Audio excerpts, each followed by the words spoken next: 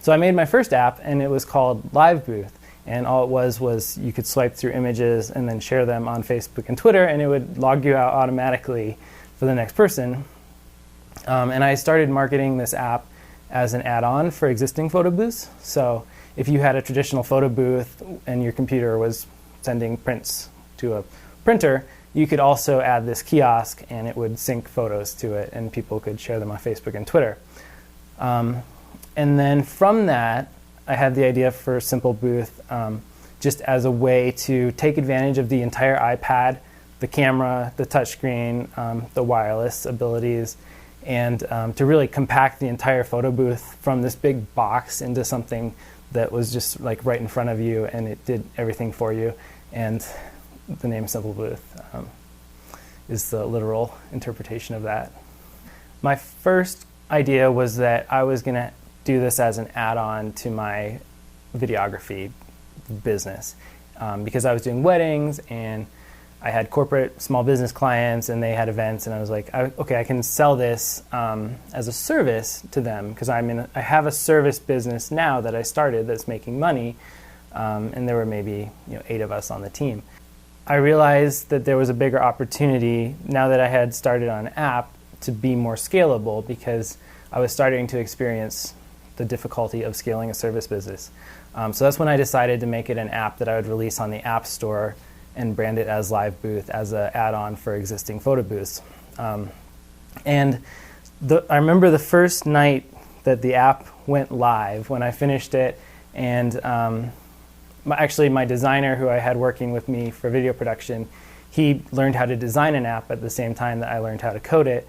So we got it live on the App Store, and I knew I got my first download. They don't tell you your downloads the next day, but I knew I got my first download that night. I'd priced it at $150, which was a lot for an app. I got this email, the first email from a customer, and he had some questions about it, and he said he downloaded it, and I was excited. I was like, I'm going to be rich. This is amazing. Someone bought my app on the first day. If they buy this every day, the numbers add up and all that.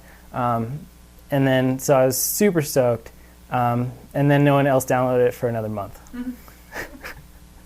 And so during that time, I just doubled down on the marketing, the website, trying to put blog articles out, and trying to slowly build up a foundation for the business because I realized it wasn't going to be a get-rich-quick scheme or anything like that. So that was a process, but eventually, I have to say, for everyone out there, I've never had a climactic app launch. Even now, as a multi-million-dollar company, we launch an app, and some people care, but in general, nobody cares. And that's okay because if it's a good product and you're working on it and you're building it, then over time you're going to develop the customers and it's going to turn into something big. So, yeah, it's okay. I would say whenever we get a good-sized order in, it boosts morale. The first time we sold, every time we make a sale, it's reaffirmation. Right now is a really exciting time for us because we just hired a full-time recruiter and we're building out our teams because we've been really scrappy up until this point, mostly bootstrapped, and we're finally really hitting goals and able to kind of realize our vision for the future of the company.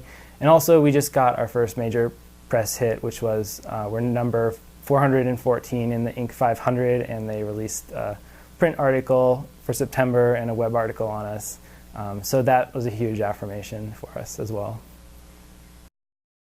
Denver is an awesome city with a lot of really cool people. Our debt financing we were able to get through a local company, Bigfoot Capital. Look them up. You'll meet Brian. He's a great guy. And so I think, it's just a vibrant city where people lead really interesting lives and they're not afraid of challenges. It's great. There's so many team building opportunities. You can take your team up a 14er any day you want and show them, what's possible to do, and you put your mind to it. So I just love living here, and I think that living in a place where you're excited to be is just really important for establishing that work-life balance and keeping your mind fresh. So my advice for someone who hasn't started a company yet is to just start somewhere, start anywhere, don't overthink it. And then at that point, it's going to sound paradoxical, but you have to be determined with perseverance and, determined to stick to your idea. And also you need to know when to give up or when to fail and change directions. I think it took me a really long time to realize that service business is really hard to scale. We eventually shut down Live Booth, and went full on after Simple Booth. So I think it's a journey, and it's just about following the path of least resistance that the biggest opportunity in front of you right now. I mean, don't be afraid to change directions, but don't be too quick to give up on your idea, because you have to keep going even when there's obstacles. And a lot of times there's ways to get around obstacles if you look at them long enough and figure out the right way. There's usually a way, or there's someone who can help you get around them. So Amazon and Uber both use it for marketing, like field marketing events, and then Amazon also uses it for internal employee gatherings. If